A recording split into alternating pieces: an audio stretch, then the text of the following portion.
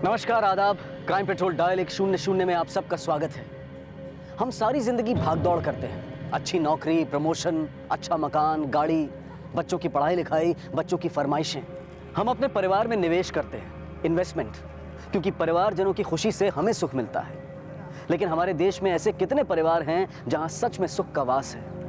क्यों लाख कोशिशों के बाद भी आज वो परिवार दुखी हैं या उनके बीच में प्यार और सुख नहीं है?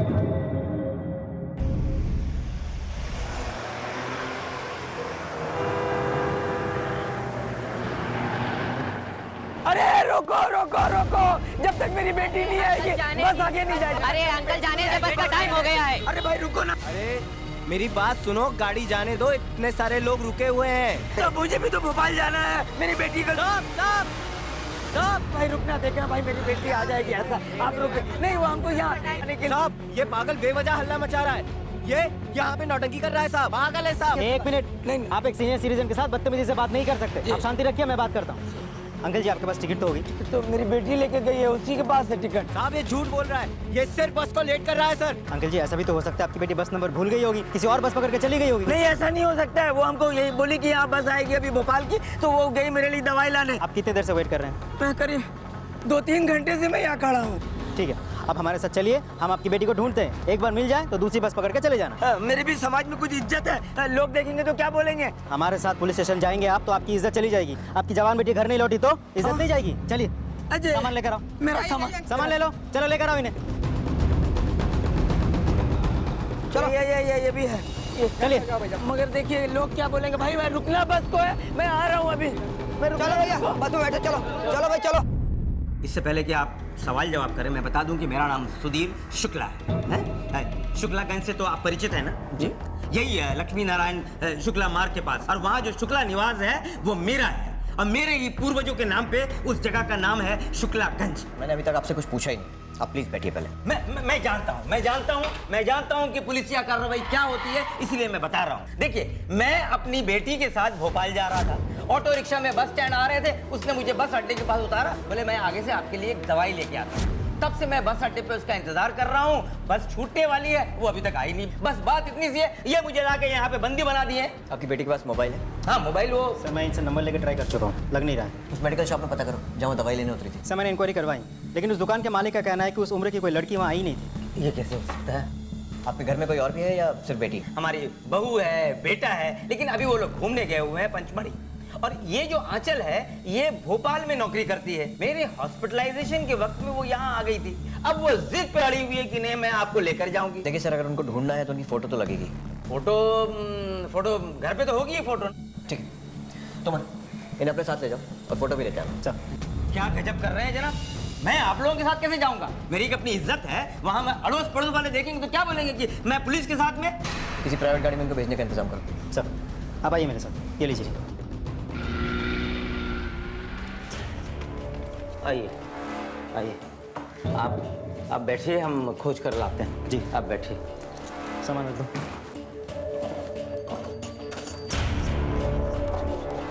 ओ एक मिनट, हटो जी, हटो हटो हटो हटो। मैडम जी, क्यों गए मैडम जी? आप लोग शुक्ला जी को जानते हो? हाँ जी हाँ जी, हम तो बचपन से यही रहते हैं, उनके बड़े पुराने किराएदार हैं। अभी तो वो यहाँ है नहीं, भोपाल गए हुए हैं। अच्छा ये बताओ, उनकी दिमागी हालत तो सही है ना? की गल कर रहे हो मैडम जी, पपी देख। हाँ मैडम जी, आप कैसी बात कर रहे हैं? वो तो बड़े चंगे इंसान है।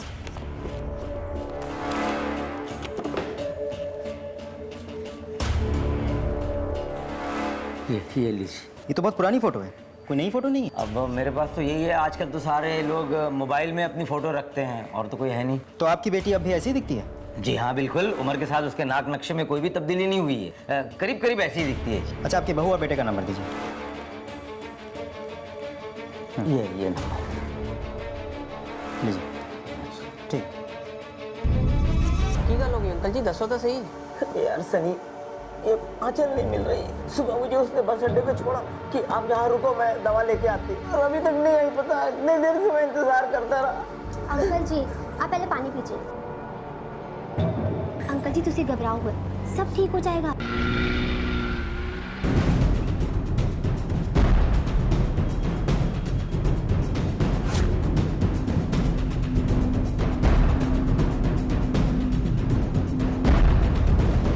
आंचल शुक्ला का मोबाइल नंबर भेज दिया है, ट्रायंगुलर से रिपोर्ट निकालिए जल्दी।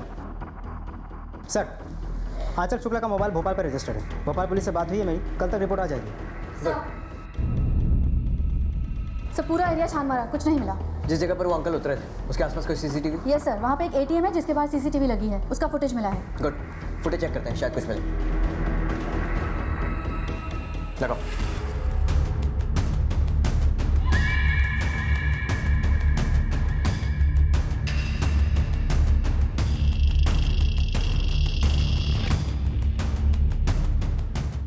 पास पास जूम कर।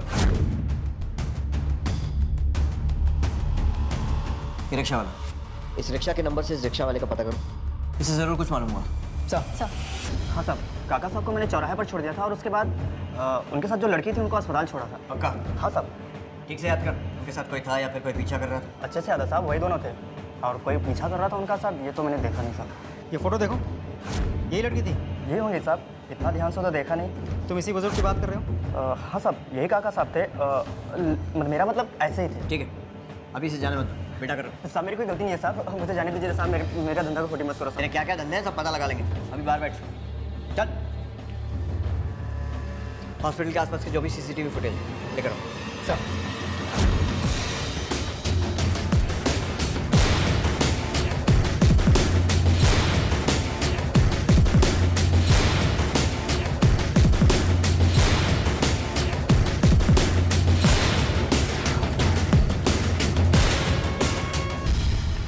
इस वीडियो में तो इस लड़की की शक्ल साफ नहीं दिखाई दे रही। अंदर बाहर कोई और कैमरा? सर हॉस्पिटल में 3 एंट्री पॉइंट्स हैं, एक इमरजेंसी वाला, दूसरा वो जहाँ से हॉस्पिटल के कर्मचारी आते जाते हैं, वो गेट बहुत छोटा है, और तीसरा हॉस्पिटल का मेन गेट जहाँ पे ये कैमरा लगा है, जिससे हमें ये फुटेज भी मिला है। बाकी कैमरा सारे कॉरिडोर्स में लगे हैं। क्या लगता है सर आपको, क्या हो सकता है? इस लड़की की एंट्री तो मेन गेट से हुई है, लेकिन इसकी एग्जिट कहाँ से हुई कुछ समझ में नहीं आ रहा। इस तरह अचानक गायब हो जाना, कोई तो पेच है। पक्का उस लड़की को अंदर किसी ने नहीं देखा? सर जितने लोगों से पूछताछ की है सबने यही कहा है कि इसे नहीं देखा है। ठीक है, फिर उस रिक्शे वाले को छोड़ दो। सर, यहाँ पर एक राउंड सोफा होगा और बीच में एक शानदार सा फ्लावर। क्या सुबह सुबह समझा रहे हैं? कौन है आप? नमस्ते अंकल जी। नमस्ते। विक्रम। ठीक है, तो ये यहाँ क्या बता रहे हैं? घर दिखा रहा हूँ, मैं घर खरीदा है, लेकर आए हैं, और क्या? आप सुधीर शुक्ला है ना? हाँ बिल्कुल। आपके बेटे महेंद्र शुक्ला से खरीदा है हमने। अरे मेरे बेटे महेंद्र से आप कैसे खरीद सकते हैं? ये घर मेरा है। पैसे देकर खरीदा है अंकल जी, ऐसे नहीं खरीदा है। आपने पावर ऑफ अटॉर्नी दी थी उनको, शायद आपको याद नहीं होगा। जब आप हॉस्पिटल गए थे तब उन्होंने मुझे ये घर बेचा है। 5 लाख रुपए दिए थे मैंने टोकन के, और 25 लाख रुपए मैंने तब दिए थे जब आपके हॉस्पिटल का बिल ज्यादा आ गया था। आप बकवास मत कीजिए, लगता है कि सुबह सुबह आप पी कर आए हैं।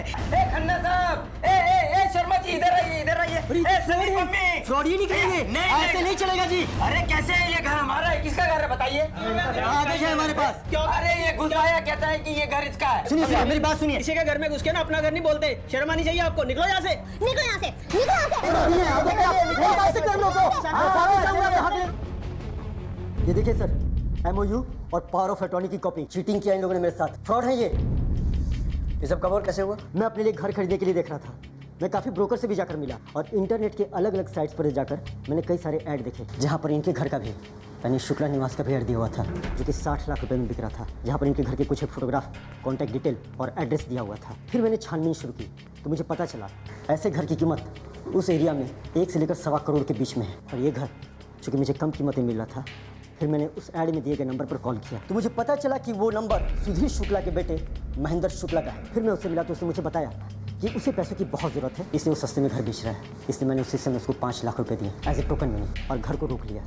फिर मैं इनके घर पर भी गया था, इनका घर मुझे काफ़ी पसंद आया, लेकिन सच कहता हूँ सर, इनके घर पर इनके बेटे के अलावा उसमें कोई नहीं था, बाकी सारे लोग हॉस्पिटल गए हुए थे।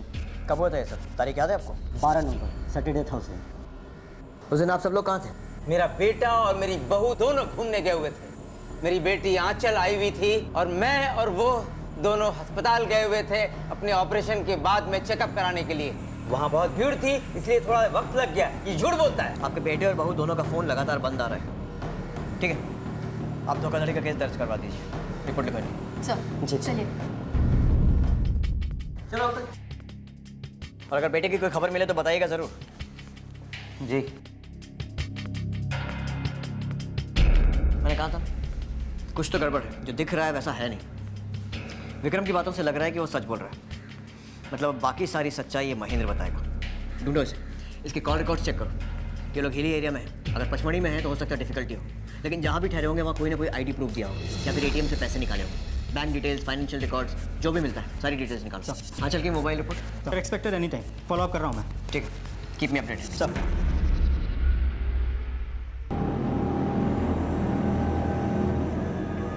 कितने पैसे हुए? अंकल जी तो फिर रहने दीजिए, मैं पैसे दे देती हूँ।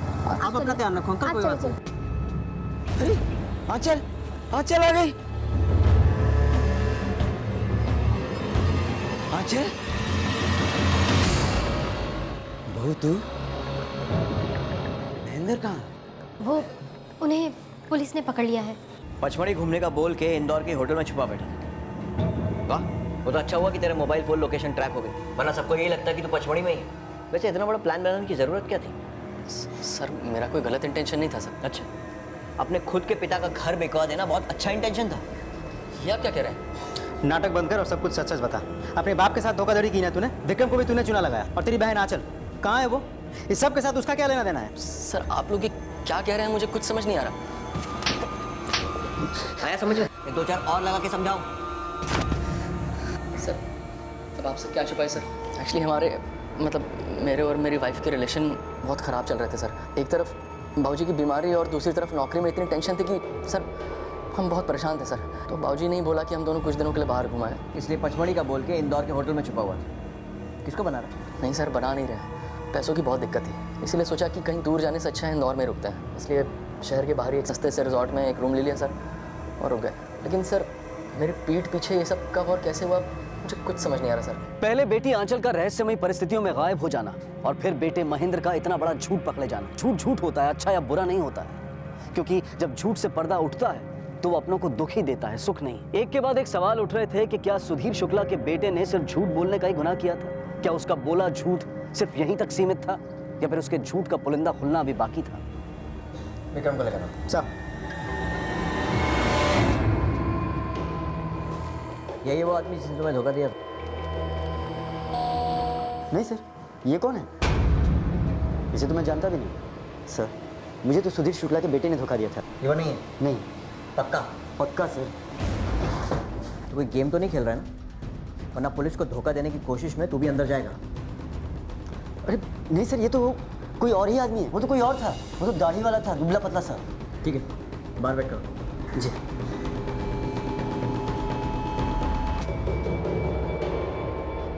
आंचल की कोई फोटो है तेरे पास हाल फिलहाल में ली हुई? और जहाँ वो काम करती थी उस जगह का नंबर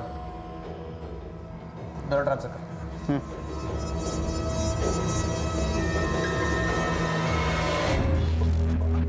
तो मत सर, आंचल की ये वाली फोटो सारे पुलिस स्टेशन और हॉस्पिटल्स में भिजवा दो और अपने खबरियों को भी दिखाओ। यस।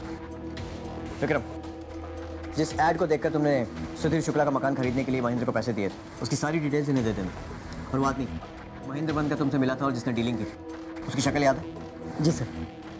सर आइए मेरे साथ। जी।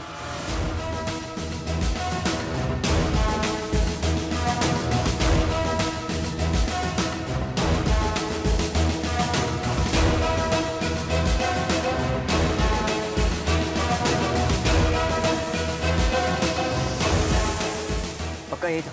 यही सर। पहचानते हो उसे? नहीं सर। नहीं सर। नहीं सर, मैंने अपनी पूरी जिंदगी में इसे कभी नहीं देखा।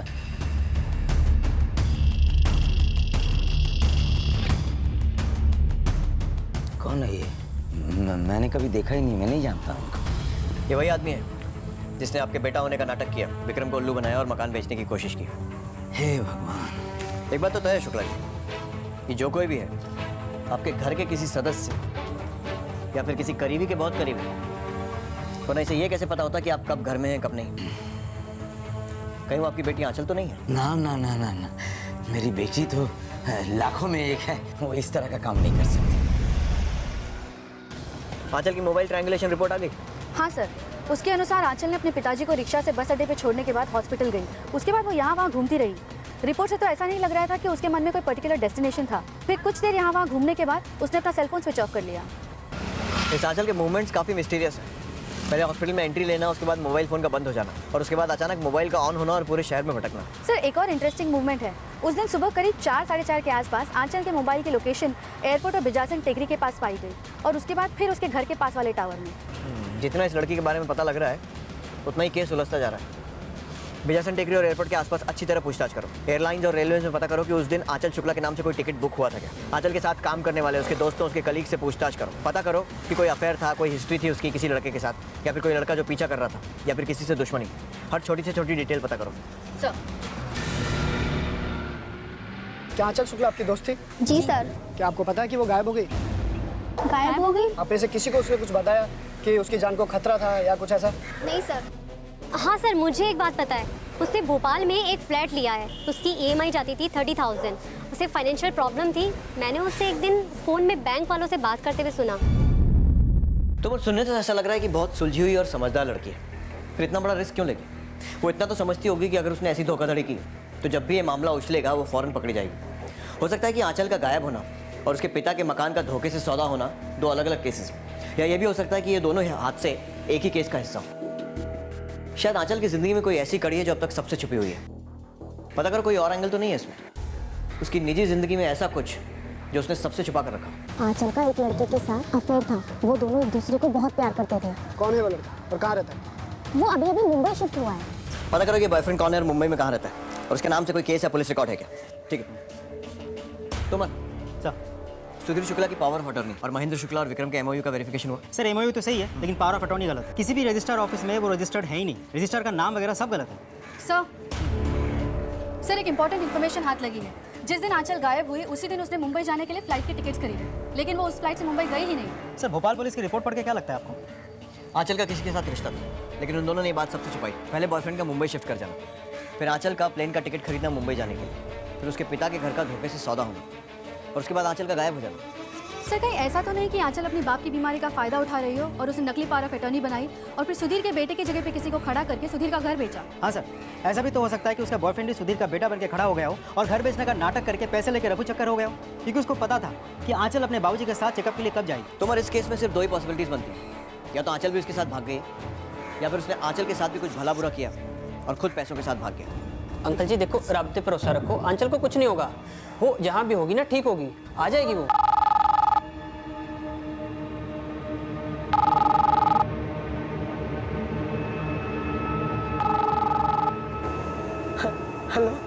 हमने तेरी बेटी को किडनैप कर लिया है। जल्दी से 5 लाख रुपए का इंतजाम कर ले, नहीं तो उसे मार डालेंगे, समझा ना?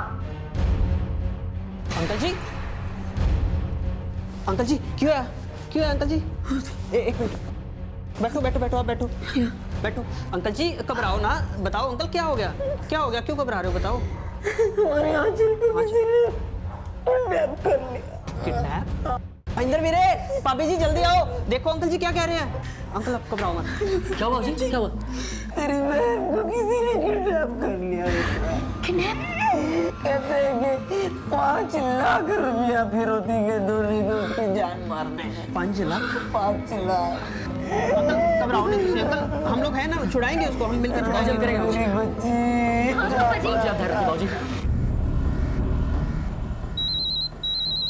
हेलो सर जी, मैं सनी बोल रहा हूँ, सुधीर शुक्ला जी का किराएदार। बोलिए। सर जी आंचल का किडनैप हो गया। क्या? हाँ जी। आपको कैसे मालूम? सर जब किडनैपर्स का फोन आया तो मैं सुधीर अंकल जी के पास में ही था। किडनैपर्स ने 5 लाख रुपए मांगे और सुधीर अंकल जी को कहा कि 6 बजे पैसे लेके नेहरू गार्डन पहुंच जाना। ठीक है, क्या हुआ सर? आंचल शुक्ला का अपहरण हुआ है और फिरौती की मांग की गई है। तुम एक टीम लेकर फौरन सब्जी मंडी के पास वाले नेहरू गार्डन पहुंचो। किडनैपर्स ने सुधीर शुक्ला को वहीं बुलाया। टाइम ज़्यादा नहीं है, क्विक। सर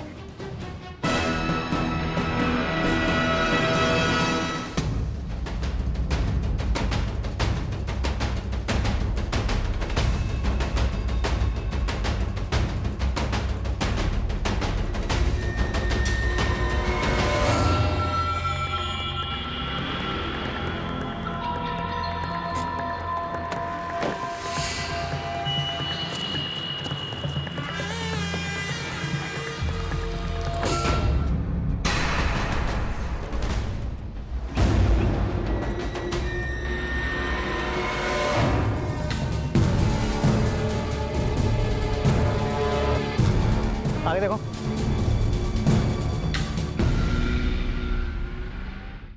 क्या जरूरत है तुम्हें बोले अंकल जी? क्या बात है? क्या बात है? देखिए शुक्ला जी, इन दोनों ने जो किया है बिल्कुल ठीक किया है। पुलिस को सही जानकारी देना एक जिम्मेदार नागरिक और अच्छे पड़ोसी का कर्तव्य है, और उसमें आपका ही भला है। लेकिन आप हमसे बातें छुपाकर गलत कर रहे हैं। आप जानते हैं वो लोग कौन है? और आप जानते हैं कि 2 दिन से जो लड़की गायब है वो कौन है? वो मेरी एक जवान बेटी है, वो सुधीर शुक्ला की बेटी है। हमारे खानदान की इज्जत, मान, मर्यादा सब मिट्टी में मिल गई। हम समाज वाले को क्या मुंह दिखाएंगे बताइए? आप हमारी बेटी पे इल्जाम लगा रहे थे। आप उसको इल्जाम लगा रहे थे। आंचल मिल जाएगी प्लीज। काफी चिंता है आपको शुक्ला जी और आंचल की? क्यों नहीं होगी सर जी, मेरे डैडी के बहुत पुराने दोस्त हैं अंकल जी, और इनके तो इतने एहसान है हमारे परिवार पर। अंकल जी के लिए ना जान भी हाजिर है। लेकिन आप ऐसे क्यों पूछ रहे सर? नहीं, ऐसे ही ध्यान रखिएगा उनका। हाँ जी सर जी, हम तो हैं ही। मुझे इन दोनों पति पत्नी की पूरी रिपोर्ट चाहिए। सर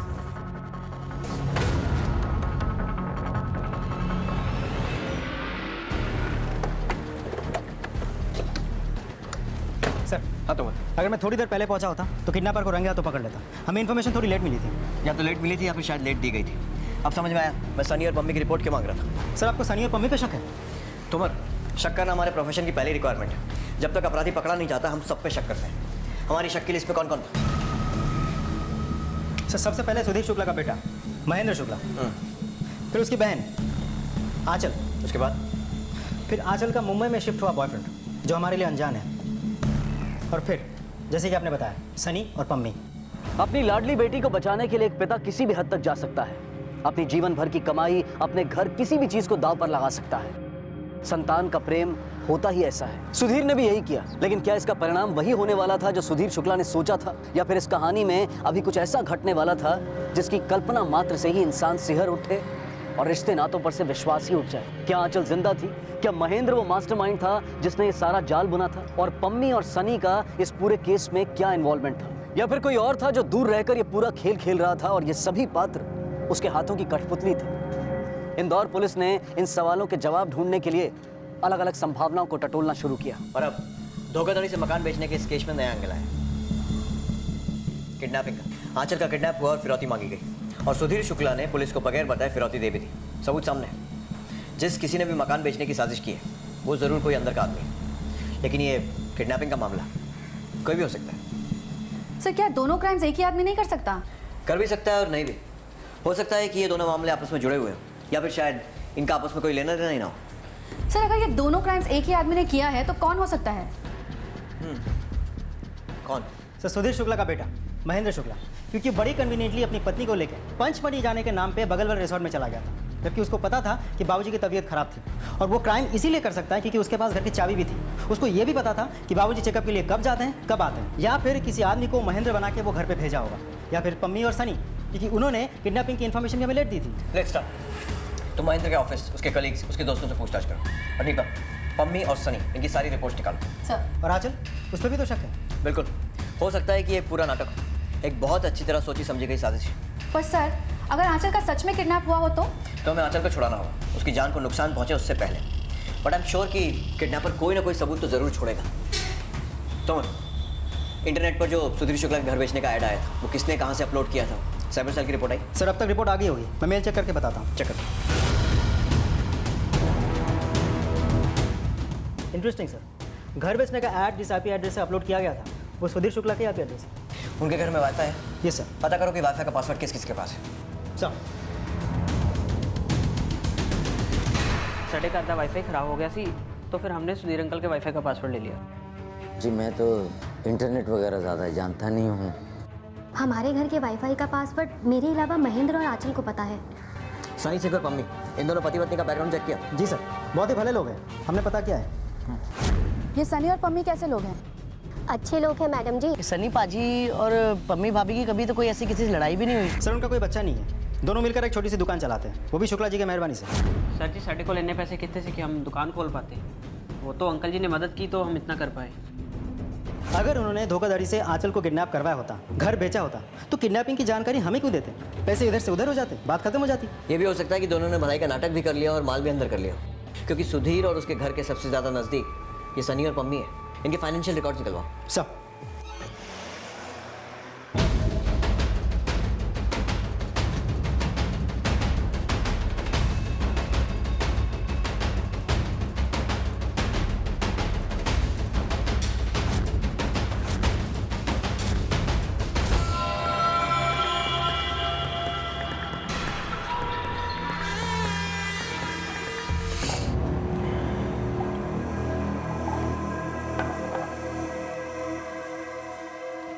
बाबूजी, बैंक मैनेजर ने बताया कि अपने सारे गहने।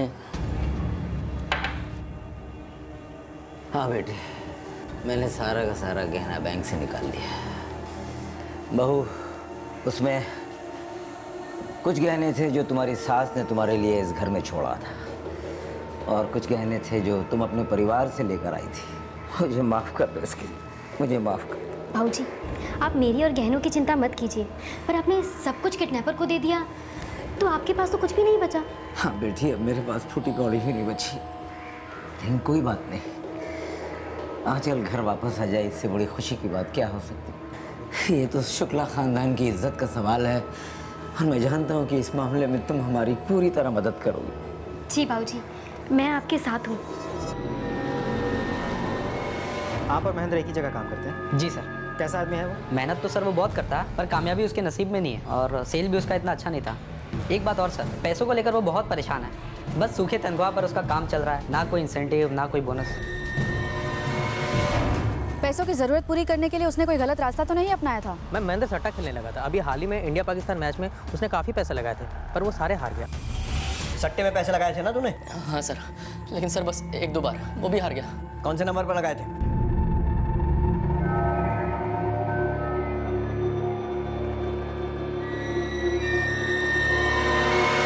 नहीं सर, नंबर तो आउट ऑफ ऑर्डर है। इस नंबर की डिटेल्स निकालो। सर,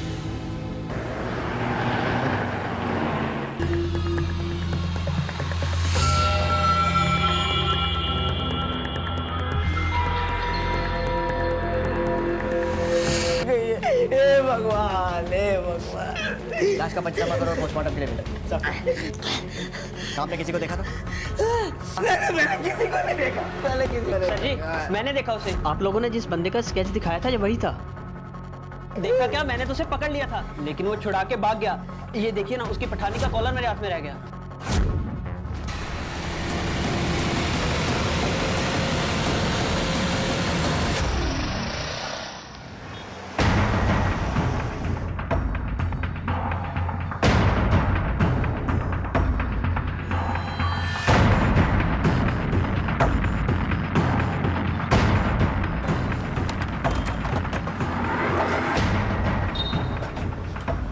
सुनिए ज़रा।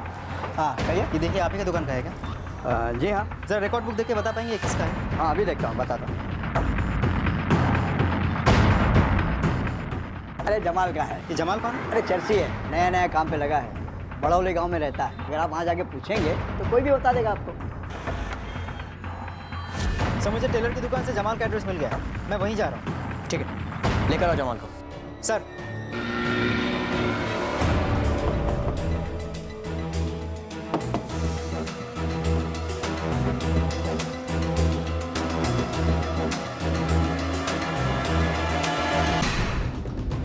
सर, जमाल का तो खून हो गया, डेड बॉडी घर में ही मिली।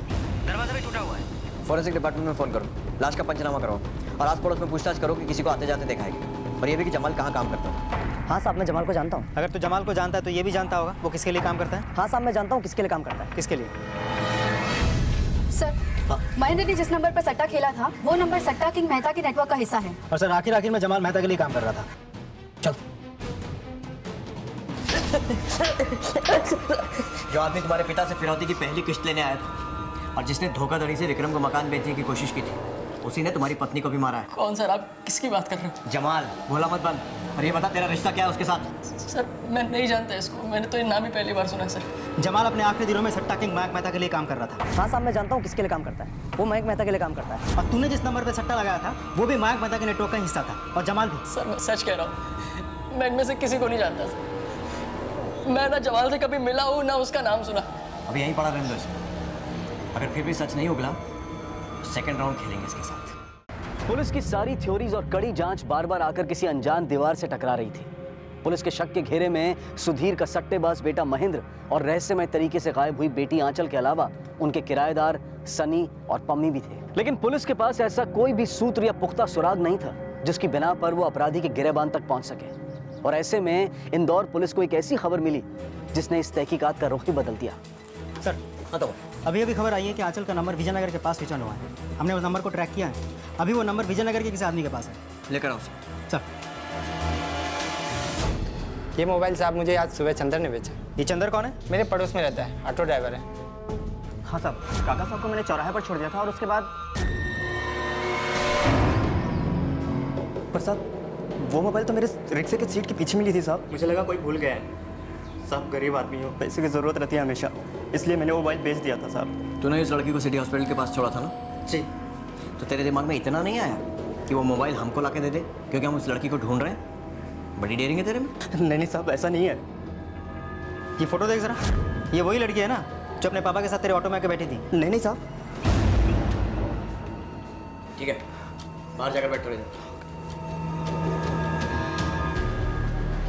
अगर ये वो लड़की नहीं है तो फिर वो लड़की कौन थी? और सुधीर को दूसरी लड़की लाने की ज़रूरत क्या पड़ी? हमारी इन्फॉर्मेशन के हिसाब से वो सुबह सुबह बिजासन गई थी ना? Yes sir. सुधीर के घर के आसपास जो ऑटो स्टैंड है वहाँ पे पूछताछ करो। इतनी सुबह वही ऑटो वाले ऑटो लगाते हैं जो वहाँ के रेगुलर। Yes sir. इस लड़की को देखा है? नहीं मैडम। ठीक से देखो, तुम्हारे रिक्शा में बैठी थी कभी? नहीं।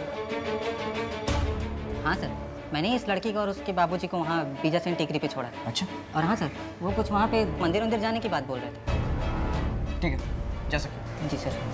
तोमर, सुधीर और आंचल की फोटो बिजासन पर दिखाकर पूछताछ करो। साहब, इस आदमी को देखा है? हाँ साहब, को बिजासन टेकरी से मैंने शुक्लागंज छोड़ा था अकेले। अकेले? हाँ साहब। साथ में कोई नहीं था? नहीं साहब। ये फोटो देखो, ये नहीं थी साथ में? नहीं साहब, वो अकेले ही थे।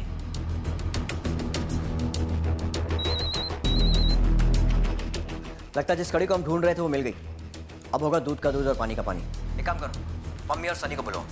Okay sir. सर मैं भी रोज बालकनी में योगा करती हूँ। सुबह कौन आता है कौन जाता है सब पर नजर होती है मेरी। सर मैं भी मॉर्निंग में एक्सरसाइज कर रहा था, तभी सुधीर अंकल आए और उन्होंने बोला कि वो आंचल के साथ भोपाल जा रहे हैं। तब तो बोर भी नहीं हुआ था, पूरी धुंध छाई हुई सी, और उन्होंने कहा कि आंचल ऑटो में बैठी है, तो हमने उन्हें बाय बोल दिया। तोमर सर, बिजासन टेकरी का चप्पा चप्पा छान मारो, जंगल वाला रास्ता है, वहाँ भी अच्छे से छानबीन करो, शायद कुछ मिले। Okay sir.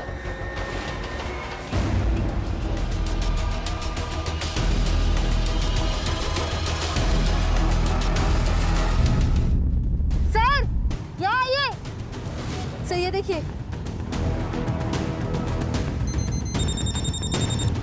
हाँ तोमर, सुधीर को लेकर आओ तुरंत।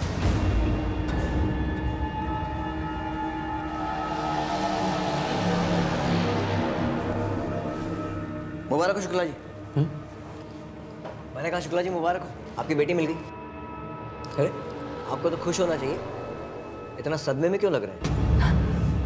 नहीं, मैं खुश हूँ। मैं आंचल को लेके आओ।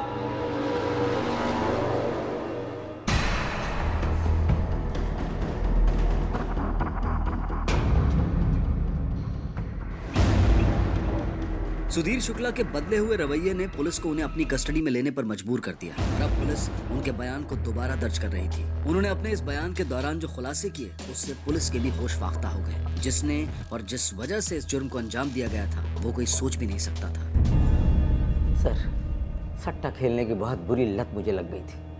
सट्टा खेले बगैर मुझे चैन नहीं पड़ता था। यूँ कहूँ तो एक साइकोलॉजिकल प्रॉब्लम मुझे हो गई थी। मैंने बहुत रुपया सट्टे में डाल दिया, उसके बाद तो मैं उधारी पे सट्टा खेलने लगा। सट्टाबाज जो है वो कभी किसी को बख्शते नहीं है, वो मेरे पीछे पड़ गए। एक तरफ तो सट्टाबाजों का प्रेशर, दूसरे मेरे सर पे कर्जे का बोझ। मेरी समझ में नहीं आया कि क्या करूँ। मैं इतना परेशान हुआ, मुझे हार्ट अटैक आ गया। मैं अस्पताल में भर्ती हुआ। मेरी बेटी आंचल भोपाल से अपनी नौकरी से छुट्टी लेकर आ गई अस्पताल में मेरी देखभाल करने। उसने मेरी बहुत देखभाल की। मैं थोड़ा ठीक हुआ, घर वापस आया। उसके बाद मैं क्या करता? फिर मैंने सट्टा खेलना शुरू कर दिया। और वही सट्टाबाजों के पास मेरी मुलाकात हुई एक आदमी जमाल से, और वो पहचान जो है दोस्ती में बदल गई। वो मुझे तरह तरह की राय देता, वो मुझे कहता कि पैसा कैसे कमाया जाता है। फिर एक दिन उसने मुझे बोला कि एक पावर ऑफ अटर्नी बनाओ, और उसने बोला किस तरह से कैसे लोगों को चूना लगाया जाए और उन पैसों से मैं अपना कर्जा चुका दूं। मेरी बेटी फिर वापस आ गई। मैंने बहुत कोशिश की कि उससे मैं ये बातों को छिपा के रख, लेकिन किस्मत खराब है। एक दिन उसने सुन लिया कि मैं सट्टा भी खेलता हूँ और लोगों को लूट भी रहा हूँ।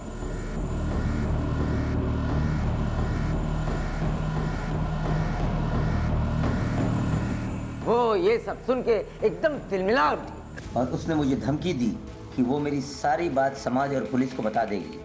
फिर मैंने उससे माफ़ी मांगने का नाटक किया। हम लोग कुल देवी के मंदिर चलते हैं और मैं वहाँ कसम उठाऊंगा कि जिंदगी में कभी सत्ता नहीं खेलूंगा। मुझे एक बार मौका दे बेटी, चल मेरे साथ। मैंने उसका विश्वास जीता, उसे भरोसा दिलाया और कुल देवी के मंदिर जाने के बहाने सुनसान पहाड़ी एरिया में ले गया। बहुत ही सोच विचार करने के बाद मैंने एक प्लान बनाया और उसमें मुझे बखूबी कामयाबी भी मिली। मैंने फोन करके उस नर्स को बुलाया, हमारे आंचल की उम्र की थी। मैंने उससे कहा मुझे भोपाल जाना है अपनी आंचल के, क्या तुम मुझे बस अड्डा तक छोड़ दोगे? वो सुबह सुबह ही आ गए। मैंने अपने पड़ोसियों को बुलाया, सनी और पम्मी को। उनसे मैंने कहा कि मैं आंचल को लेकर भोपाल जा रहा हूँ। किसी को शक नहीं हुआ कि ऑटो रिक्शा में कौन बैठा हुआ है। मैं ऑटो लेकर निकल गया। चौराहे पे आकर मैं जब उतरा तो मैंने ऑटो रिक्शा के सीट के पीछे की तरफ आंचल का मोबाइल डाल दिया ताकि हर एक उलझन में उलझ जाए। नर्स हॉस्पिटल चली गई। मैंने खुद अपराध के शिकार होने का बहाना बनाया, किसी को पता नहीं चला। सबकी हमदर्दी मेरे साथ ही थी। मेरा नाटक बखूबी चल रहा था कि इसी बीच जमाल आ गया। जब जमाल के पीछे पुलिस पड़ी तो उसे मुझ पर शक हो गया। वो आके मेरे सामने खड़ा हो गया और उसे लगा कि मैंने ही उसे डील में धोखा दिया है और उसके पीछे पुलिस मैंने ही लगाई है और अपनी बेटी के मर्डर के केस में उसे फंसा रहा हूँ। तूने पुलिस को बताकर अच्छा नहीं किया, छोड़ूंगा नहीं तुझे। अरे मैं डर गया, मैं घर से निकल गया। इसीलिए मेरी बहू सट्टा के महंत मेहता को जाकर सारी किस्से बता दिया। उन्होंने कहा कि घबराओ मत। अपने आदमियों को भेज के उन्होंने जमाल का काम तमाम कर दिया। मेरे पास अपनी इज्जत और बुढ़ापे में जीने का सिर्फ एक ही तरीका था। मैंने अपनी बेटी मेहंदर जिगर के टुकड़े सर में सारा दोष डाल दिया। मैं पापी हूँ, मैं पापी हूँ, मैं धोखेबाज हूँ, मैं खूनी हूँ। इंस्पेक्टर साहब मुझे सजा दीजिए, मुझे सजा दीजिए। सिर्फ अपने परिवार के सुखद भविष्य के लिए निवेश करने से हम अपने बच्चों की जिंदगी और उनकी किस्मत को खरीद नहीं सकते हैं। ये इन्वेस्टमेंट किसी म्यूचुअल फंड, शेयर या प्रॉपर्टी जैसा नहीं है। ये इन्वेस्टमेंट हम अपनों के लिए करते हैं और बदले में सुख और खुशी पाते हैं। गौरतलब बात यह है कि सुधीर शुक्ला को सट्टेबाजी की लत थी, नशा था और इज्जत का गुरूर था। और इसी सट्टेबाजी के मोह और गुरूर में अपनी बेटी का कत्ल कर दिया, बेटे को कानून की गिरफ्त में फंसा दिया और अपनी जान बचाने के लिए बहू को कुर्बान कर दिया। और एक शिकारी होने के बावजूद शिकार होने यानी कि विक्टिम होने का नाटक करके सहानुभूति बटोरता रहा। लेकिन तारीफ करनी होगी इंदौर पुलिस की, जिन्होंने इतनी चालाकी से बुने हुए जाल को खोल दिया और इतने खतरनाक षड्यंत्र का पर्दाफाश किया। आज सुधीर अपनी बची हुई जिंदगी जेल की सलाखों के पीछे बिता रहा है और उससे मिली जानकारी के आधार पर इंदौर पुलिस ने कई जगहों पर छापे मारे और सट्टा बाजारियों को गिरफ्तार किया। और अब सट्टे की इस रोकथाम के लिए कई प्रभावी कदम उठाए जा रहे हैं। अब मैं अनूप सोनी आपसे विदा लेता हूं। फिर मुलाकात होगी अगले एपिसोड में एक और चौंका देने वाले केस के साथ। तब तक अपना और अपने परिवार का ख्याल रखें और देखते रहें क्राइम पेट्रोल डायल 100। सबक एक को सीख हम सबको। जय हिंद। क्राइम पेट्रोल के ऐसे ही मजेदार एपिसोड्स देखने के लिए हमारे चैनल को सब्सक्राइब करें